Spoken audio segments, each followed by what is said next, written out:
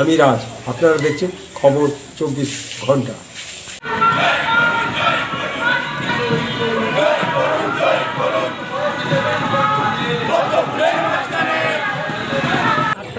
বিষয় যে আমি জীবনে প্রথম এত বড় নির্বাচন লড়ছি, আর যে আমাকে এতটা দিন ধরে বুঝটাপে রেখেছে তার তো থাকাই উচিত।